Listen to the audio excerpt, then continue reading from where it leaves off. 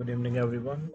Today we'll discuss about alcohols and halogen alkanes, the properties, the uses, and the types of alcohol as well as halogen alkanes.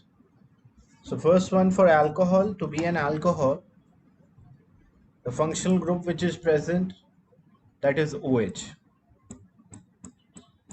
and the name should end at OL. So the standard naming for these alcohols, example, you have four carbon atoms. So when you have four carbon atoms, numbering should start from the nearest position of OH.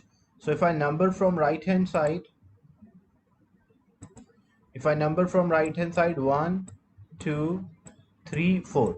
So third position we have OH. But if I number from left hand side, one, two, three, and four. So second position we have OH. So we always follow a numbering where OH or the branch is closer or functional group is closer. That's why we'll follow a numbering from left to right due because of four carbon atoms and because they have a single bond throughout the structure, and 2 is the position of OH, and due to OH we call that as all. So it is butan 2-ol. But what happens if two functional groups are there, like as you can see here it is having a carboxylic group and OH group. So that time OH is considered as a branch. So when we consider this as a branch, we name it first.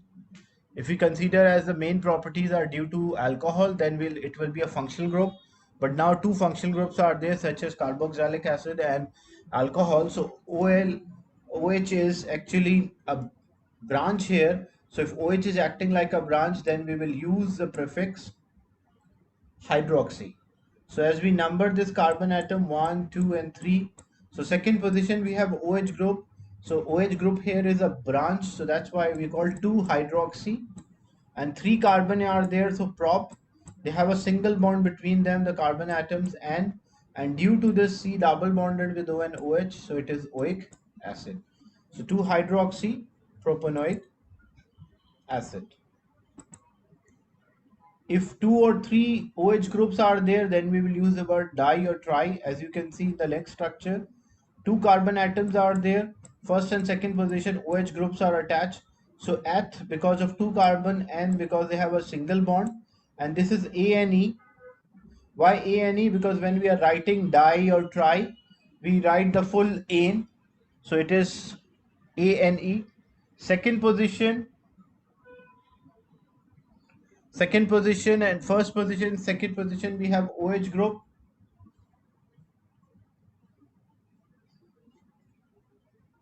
So first and second position we have a OH group. That's why we called 1, 2. Di because of 2 OH groups, and all due to the functional group OH. And if there are more than 2 hydrox OH groups are attached, then we'll use like tri if 3 are there. So first, second, and third carbon all have OH group. So it is prop ane 1, 2, 3 triol.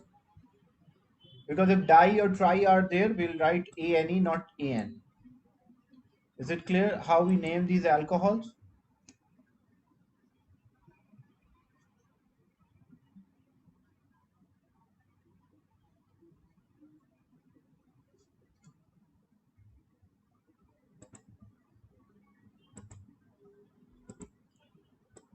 Then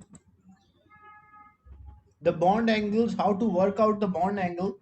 To work out the bond angle, you should check the central atom and check the number of the bond pair and the number of the lone pair. Like example, if we are talking about ethanol, so eth means 2 carbon and all means there is a OH group attached.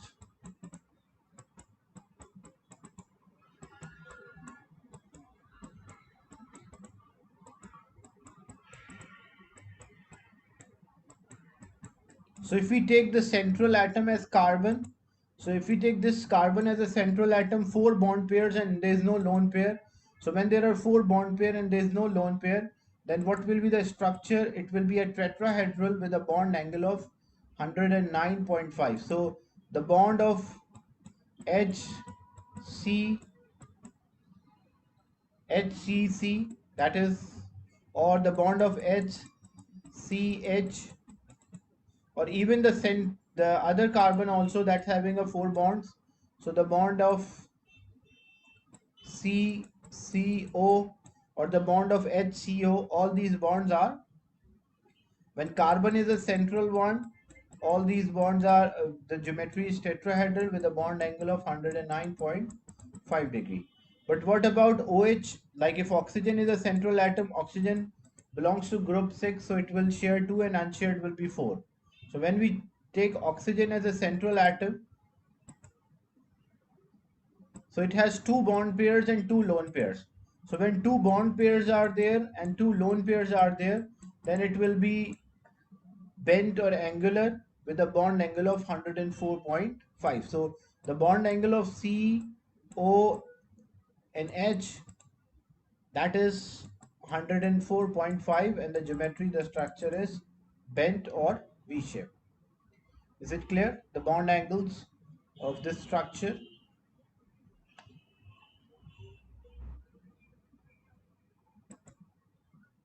So when you are working out the bond angles, you should check how many bond pairs and how many lone pairs are there on the central atom.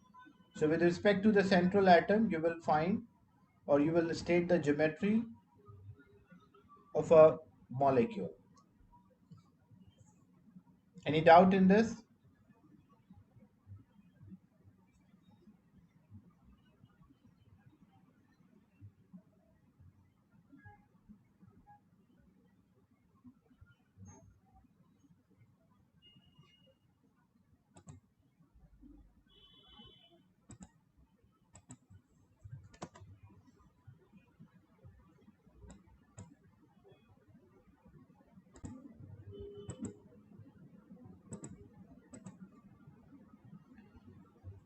So when we name, there is a standard way of naming them and there is a common way of naming these alcohols or organic molecules. So if we use the IUPAC system, this is the first carbon, second and third. So first position we have a OH, so we will call that as prop, single bond N, and because of first position there is OH, so we will call that as all. For this one, 1, 2 and 3, second position we have OH, so we'll call that as propane, 2 all.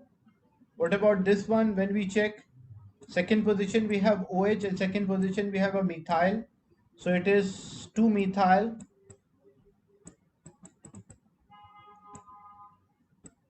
propane, 2 all. These are the standard names.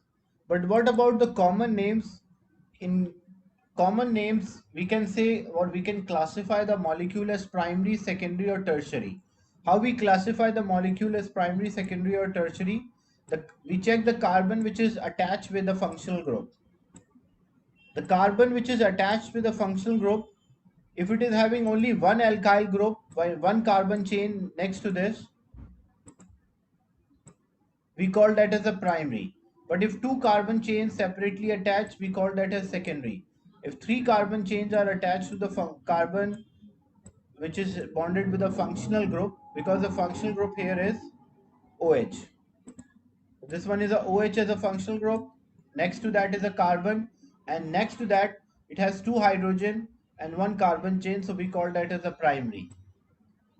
OH attached to a carbon which is having two alkyl groups, alkyl chains, we call that as secondary. And OH, the functional group having three carbon chain, we call that as tertiary. So alcohol in terms of common names can be divided as primary, secondary or tertiary. Because the reason for this is just to understand the way they react.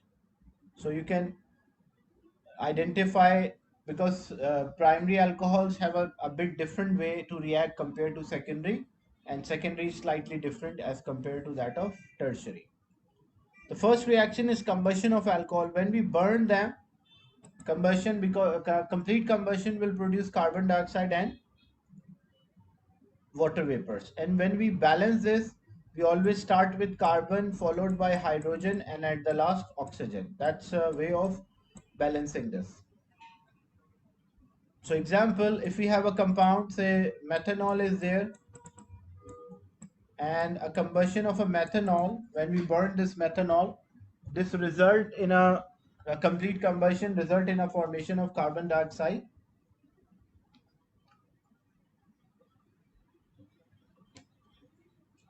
and water vapors.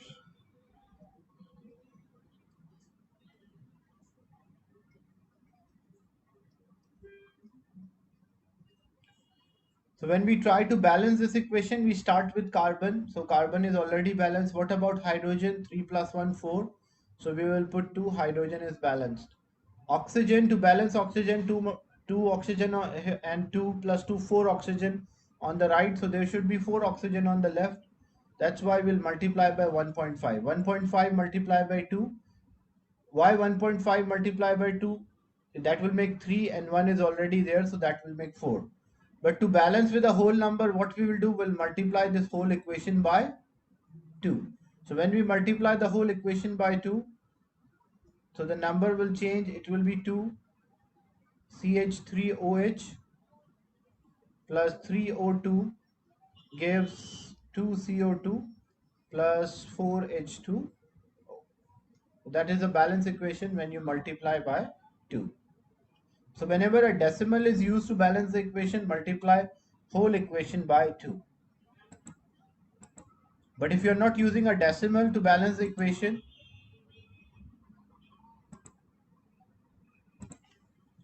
like you have say ethanol, which is C2H5OH, you burn in the presence of oxygen, complete combustion result in a formation of carbon dioxide and water.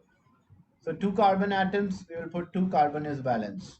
5 plus 1, 6 hydrogen, so we will put 3, hydrogen is also balanced. What about oxygen? 2 multiplied by 2, 4 plus 3, 7. So we need 7, 1 is already there, so we just only need 3. 6 here to make it 6, we'll write 3. So 3 multiplied by 2, 6 plus 1, 7 oxygen. And this equation is balanced in terms of carbon, hydrogen and oxygen. So for combustion equation, start the balancing with carbon followed by hydrogen and at the last oxygen.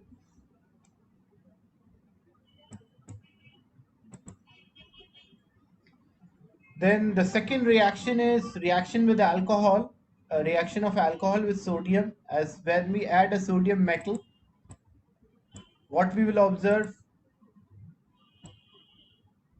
so if you have an alcohol and you add a sodium metal,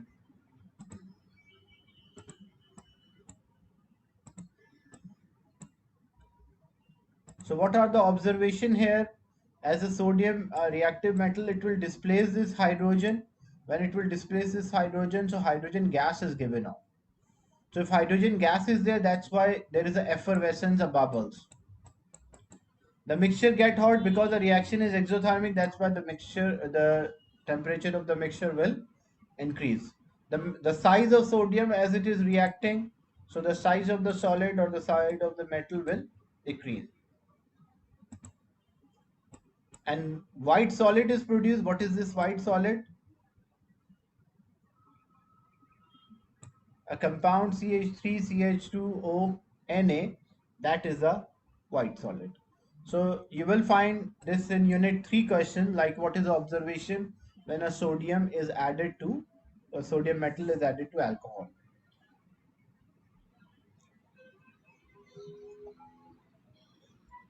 Then the third the substitution reaction of alcohol to form halogen alkane. How they will form halogen alkane? As you can see, this is also known as a test to check the presence of OH group. So what we will do, we can use a PCl5, phosphorus pentchloride. So when phosphorus pentchloride, the journal equation, the journal reaction, if we have an alcohol, which is ROH, R means carbon chain and OH the alcohol group, and we add PCl5. So what it will form? It will form RCl, means carbon chain with chlorine, and then it will form POCl3, and then it will form HCl. So these are the products which are formed, and when HCl is produced, what we will observe, the production of this HCl, that will result in a misty fumes. So HCl is there, which result in misty fumes will be there. So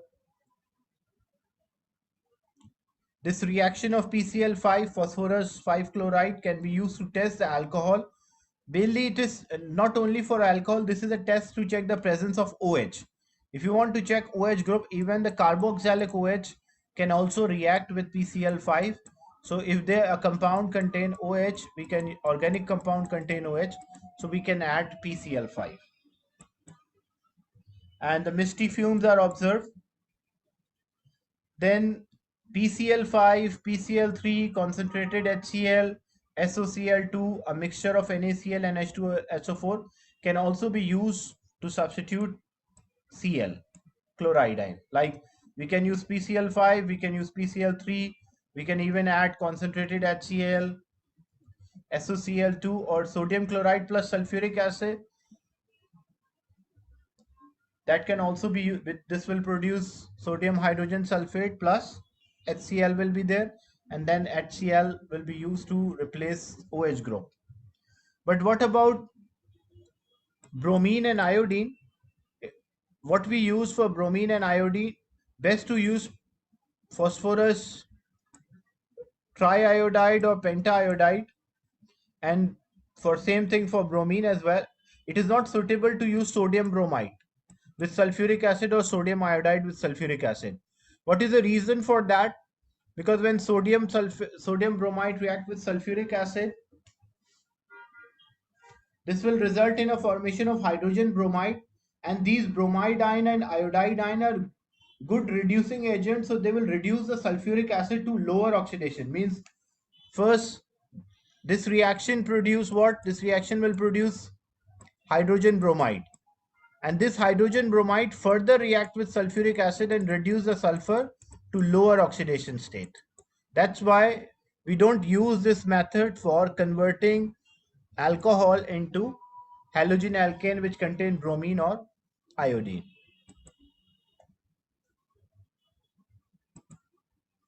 So example, if we have reaction with phosphorus trihalide, Pi3 is there reacted with alcohol, so iodine will take position of OH, iodoethane is formed, and H3PO3,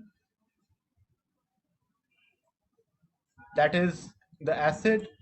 So phosphorus 3 halide can also be produced by reacting a red phosphorus with halogen. So we can produce this, and then in the same reaction mixture we can carry out the reaction with alcohol.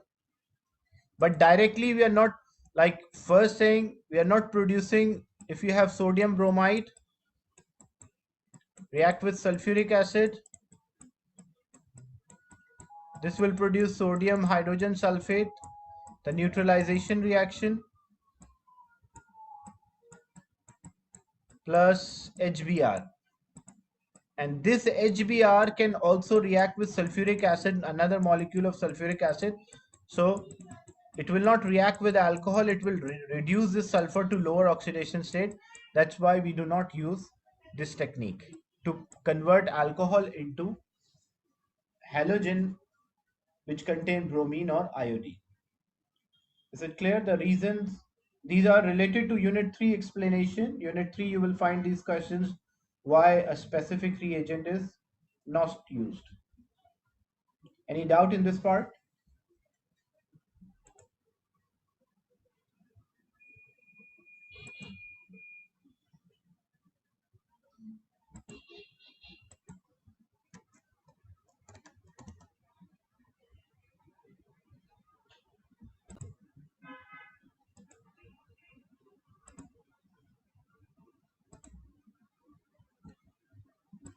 Then oxidation, the term oxidation means addition of oxygen or removal of hydrogen, that's called oxidation. So the journal change for oxidation, like when we oxidize, the geometry, the change is, If we have primary alcohol,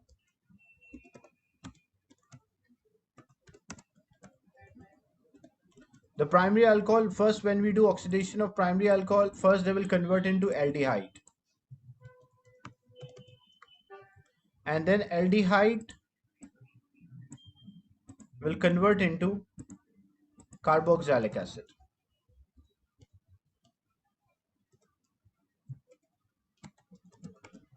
So primary alcohol oxidized to aldehyde and aldehyde oxidized to carboxylic acid.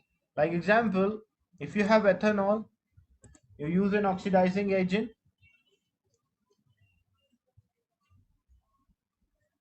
Alcohol means OH group is there.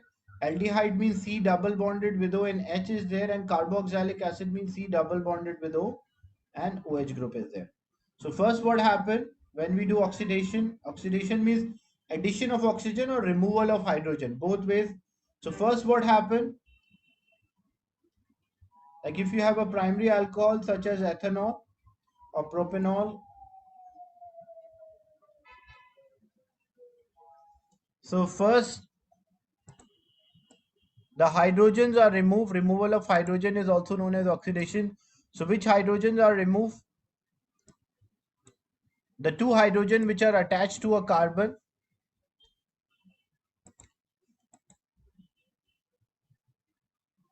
the one which is attached, the first one which is attached with oxygen, and the second one which is attached with carbon. So these two hydrogen are removed. As these two hydrogen are removed, what will be the product? So it will be CH3, C, H is there. This H and hydrogen are removed between from carbon and oxygen. So the carbon and oxygen will form a double bond, and this compound is known as aldehyde, which is having C double bonded with O and H. Then what happened? This is oxidation. Why this is oxidation? Because it is a removal of hydrogen. Two hydrogen atoms are. Then addition of oxygen is also called oxidation. So further, when we do a complete oxidation, what it result?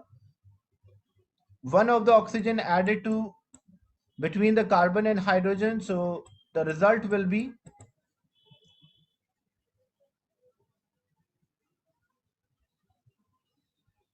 OH and C double bonded with O is already there. So you can see it now turned into carboxylic group. It was aldehyde and initially it was alcohol.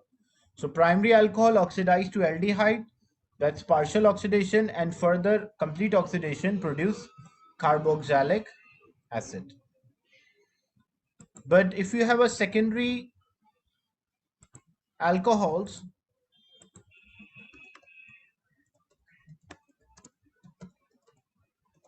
secondary alcohol directly oxidized to ketone. Alcohol means OH group is there,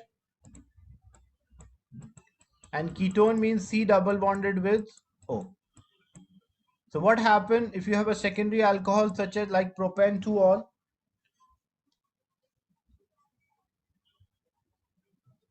So this is having three hydrogen. This one is having one hydrogen. OH group is attached. Now first what happened? In the first oxidation, the hydrogen which is attached with oxygen is lost, and the hydrogen attached with carbon is also lost, removed. So when these hydrogens are removed, carbon and oxygen can form a double bond. So as they can form a double bond with each other, this will form a product which we call a ketone. Ketone is having C double bonded with O group in the center, or not always at the center, but C double bonded with O. Nor it cannot be at the end. If it is at the end, then we call that as aldehyde. So you can see two hydrogen are lost, and this will result in a formation of ketone. But for tertiary alcohols, if tertiary alcohol is there,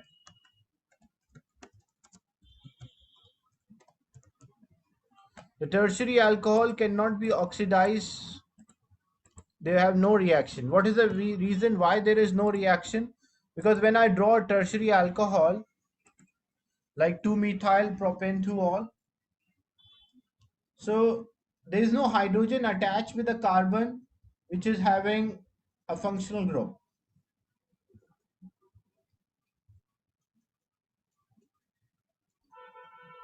So this carbon which is attached with the functional group is not having hydrogen, even if oxygen is trying to lose, but this carbon cannot lose any hydrogen, so it cannot form a bond with oxygen. That's why there is no reaction or no oxidation with tertiary. So primary alcohol can be oxidized first to aldehyde and then to carboxylic. Secondary alcohol can directly oxidize to ketone, and tertiary cannot be oxidized. So the oxidizing agent which we are using here, we are using potassium dichromate 6 as an oxidizing agent. It will change its color from orange to green. So first, the partial oxidation. Partial oxidation means we will not completely oxidizing. Partially we are oxidizing. So partial oxidation of primary alcohol will give aldehyde. We use potassium dichromate. In acidic conditions, so acidified potassium dichromate 6. And we use a small amount of oxidizing agent so that it will not convert into carboxylic acid. So you can see this is primary alcohol. When we add oxygen or remove hydrogen, this will form an aldehyde. So basically what happened, the hydrogen, these two hydrogen are lost and carbon and oxygen will have a double bond with each other. This is a skeletal formula of propanol. So it will produce propanol. And for this purpose, practically how we obtain this, so we use a simple distillation here. So in this simple distillation, we have a mixture of alcohol and we add potassium dichromate and dilute sulfuric acid. Then we supply a heat energy.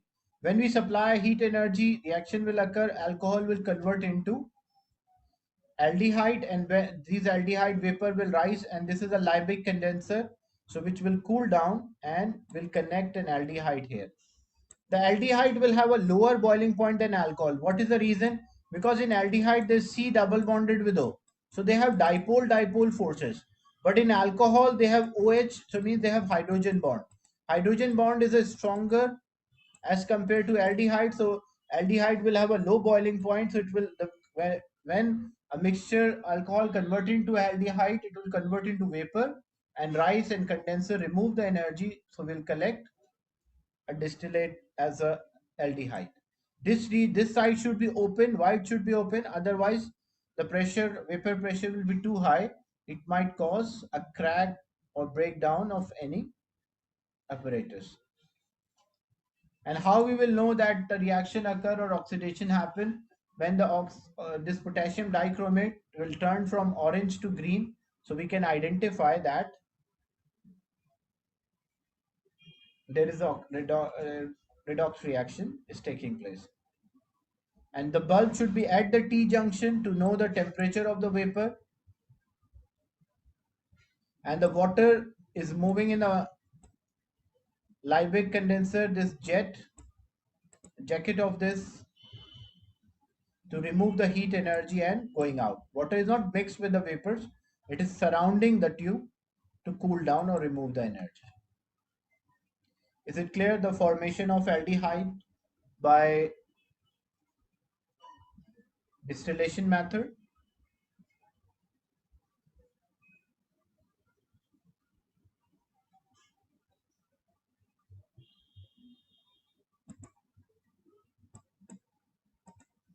Then oxidation of the secondary alcohol.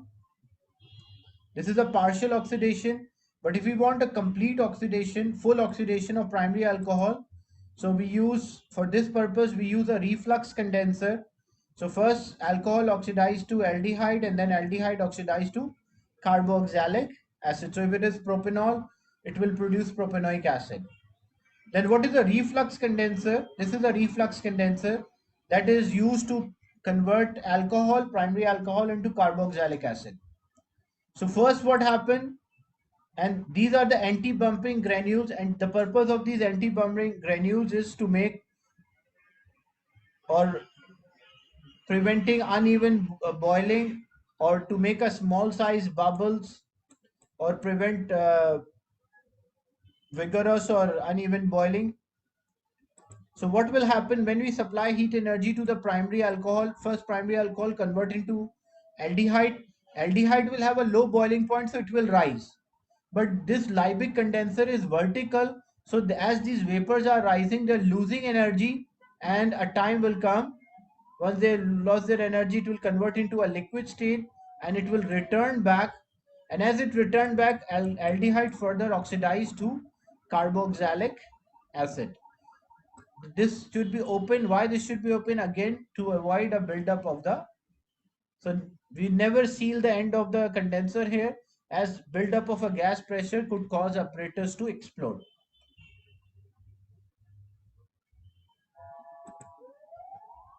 So alcohol primary alcohol convert into aldehyde, which rise because low boiling point. But as if the condenser is there, it remove energy, so it return back, and further oxidation take place, which make it carboxylic acid.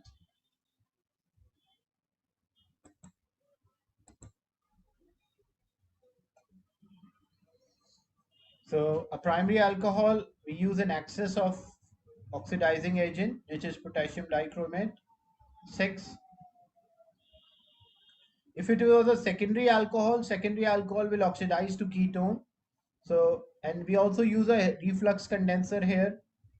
So if it is propanol, it will produce propanol. Prop because of 3 carbon, and because of single bond, and on is for ketone. With this group is a ketone group. So ONE or 1 is there.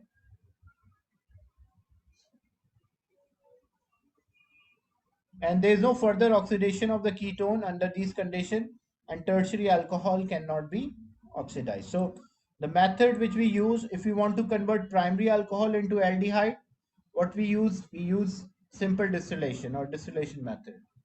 Then if we want to convert primary alcohol into carboxylic acid, we use a reflux condenser. And if we need secondary alcohol into ketone, we also use a reflux condenser. But for tertiary, there is no oxidation, so it will not show any color change. The oxidizing agent. How to distinguish between aldehyde and ketone? What is that simple test? So aldehyde, because aldehyde can further oxidize to carboxylic acid, but ketone cannot be oxidized. There is no oxidation happen for ketone. So if aldehyde can be oxidized, so we can use a Fehling or Benedict solution. What is Fehling or Benedict solution? It contains a copper 2 ion. So when a solution is aldehyde, this copper 2 aldehyde oxidized to carboxylic acid, and this copper 2 ion is reduced to copper 1. And when it will form copper 1 ion, what we'll observe? We'll observe red precipitate of copper 1 oxide. But ketone cannot be oxidized, so it cannot be, if we add Fehling or Benedict solution, it will not show any color change.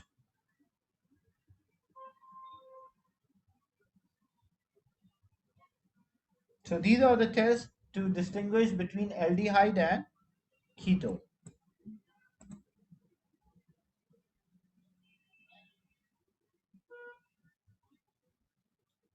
Now, how to purify a substance? How to purify the substances? So if we want to purify an organic liquid, like we want to separate an organic liquid, what we do, the distillate which we collected here, like a distillate which we collect in different techniques. So first, normally we transfer that into a separating funnel. That's a separating funnel.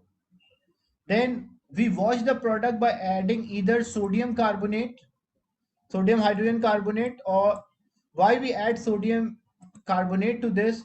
Because if any acid is there, trace of acid is present, that sodium carbonate will react with acid and give carbon dioxide. And then saturated sodium chloride solution is there. So what is the purpose of this saturated sodium chloride solution? This saturated sodium chloride solution, the sodium carbonate will remove any acid is there, and saturated sodium chloride solution will make two layers, because salt solution and organic substances are not miscible. The one which is having a low density will be at the top, and the one which is having high density will be at the bottom. Then we allow the layers to separate in the funnel, then run and discard the aqueous layer. So we remove the aqueous layer, or the layer which is having a water. Then what we do, we run down the organic layer into a clean conical flask, and we add a drying agent such as anhydrous sodium sulfate. When we add anhydrous sodium sulfate, it will remove any moisture or water. And the drying agent, the property, it should be insoluble in organic solvent, and it should not react with organic solvent. And then carefully we decant. Basically what we do, when we add acid, any when we add sodium hydrogen carbonate, any acid which is present in the mixture is removed. Then we add sodium chloride solution, which will create two layers, a salt solution and organic. Then we discard this salt solution, aqueous layer, we are left with organic layer. And the organic layer we will take in a container, a flask, and in this container or a flask, what we will do, we will add a drying agent such as anhydrous sodium sulfate. Drying agent in a solid state when we add, so this drying agent will remove any trace of water present. It will absorb that or take.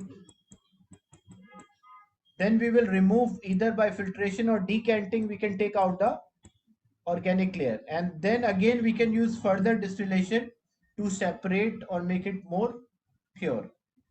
Is it clear how we normally separate the organic liquid or purify the organic liquid from the mixture? So first we add sodium hydrogen carbonate to remove any acid. Then we add a salt solution to dissolve the substances which are more soluble in water and create two layers. We discard the aqueous layer, organic layer. We add a solid drying agent. We decant, and then we do redistillation to make it further pure. Any doubt in this? Any question or a doubt?